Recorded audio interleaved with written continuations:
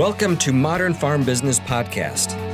This podcast is designed to help the farm leader bring their business to the next level. We'll cover everything from leadership and finance to strategy and planning. I'm your host, Dean Hefta. One of the most important responsibilities of any business owner is that of the planning, tracking, and controlling of the financials. This is regardless if we have a hair salon, a farm, or a restaurant.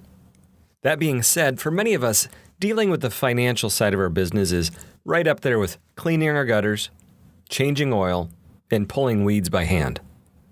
We got into farming because we love the lifestyle, the variety, the opportunity, the independence, and the legacy. A whole host of reasons that are unique to you. And it's easy to find other things we'd rather do than the things we need to do, like financial work. You know what I mean? You suddenly have an urge to go do a deep cleaning out in the shop so you can stay busy enough to avoid sitting down at the desk. Well, today I want to do a quick review of just a few of the financial building blocks to simplify what can be the intimidating world of finance. There's dozens of ratios, complex models, and jargon that can make the numbers harder than they need to be. Let's start with 3 numbers that are good to know. The first one you hear a lot, and for good reason, is working capital. At its simplest, it's the capital that's available for our business to do its work, hence working capital. It's a simple calculation. Current assets, or those assets that are either cash right now or things that you would expect will become cash this year. So current assets, and then we subtract the current liabilities. You know, the things that we're going to need to pay this year. That's going to give you a dollar amount, which is good to know. But the problem is, with just a straight dollar amount, it doesn't give you a lot of context. Let's say it's $1 million of working capital. Is that good? Well, I don't know. It is maybe for a boutique on Main Street, but it's not if you're General Motors. So the next step is to turn it into a ratio so that we can have some context. We're going to take working capital and divide it into our gross revenue. That boutique on Main Street, let's say, has a gross sales of $500,000. And if they have $1 million in working capital, well, then they have 200% working capital to gross sales. That's a lot of cushion. In fact, with that much cushion, they're not putting their money to work. It's just sitting there. General Motors, on the other hand, last year did about $150 billion in sales. If they had only $1 million in working capital, it would be so small of a ratio you could hardly measure it. For most farms, they're going to feel most comfortable keeping their working capital above that 30% as a percent of their gross sales. So if a farm raises $1 million in crop sales, that's going to be about $300,000 of liquid assets. The second number to be mindful of is debt service ratio. This is a simple number that speaks to the ability of operating revenue, how much we're making, compared to how much we're going to be spending on paying debt this year, our interest and principal. It's a straightforward ratio that speaks to our business ability to cover and take on debt. So if I have a, let's say, 0.8 ratio, our business is only generating enough income to pay 80% of our debts. It's like a household that brings in $100,000, but is spending $125,000. That extra $25,000 has to come from somewhere. Maybe it's credit card at high interest or a second mortgage against equity they have in their home. Essentially, the household can only do this until all of their assets run out. The flip side is if our number is, let's say, 2.0, that means we're bringing in twice the income as the debt we're paying out. So we're in a comfortable spot. And if we need to take on more debt, we have some flexibility. Bankers will look at this because they want to know what the business has for the ability to generate revenue to pay debt. Certainly at the beginning of the year, these are simply projections, but recent history of the business will give us some indication of what the future might look like. The third number is the true breakeven. This is about getting to a per unit of production cost, not just our inputs, but a real picture. For most of us in farming, we're in the commodity business. And to compete in the commodity business means we have to compete on cost. And I don't mean from a low cost per acre view. I'm looking at a low cost per unit.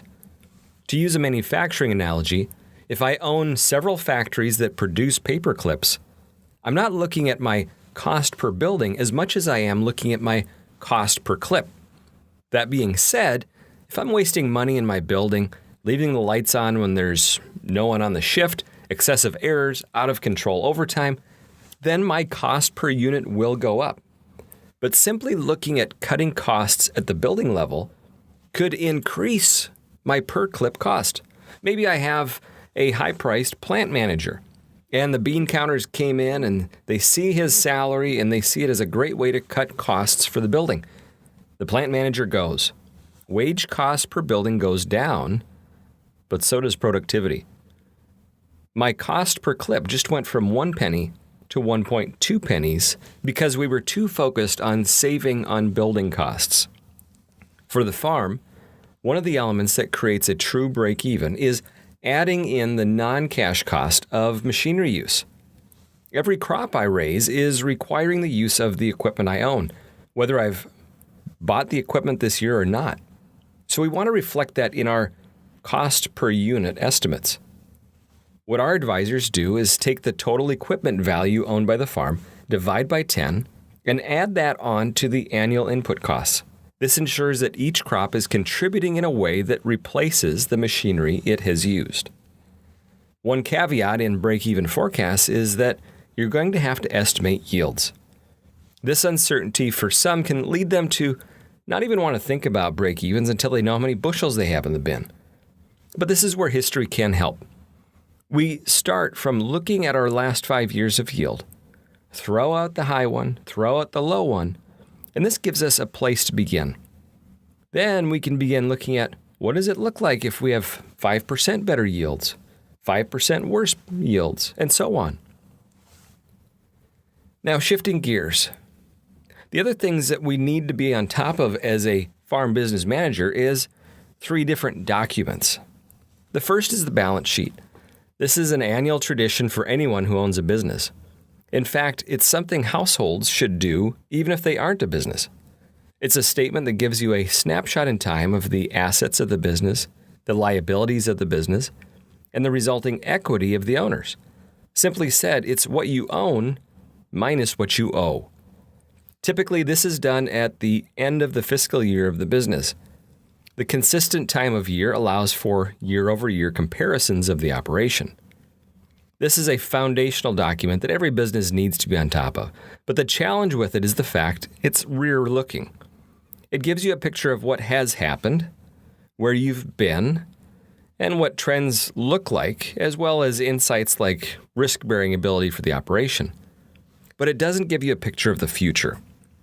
To get into the future, we can utilize a projected cash flow.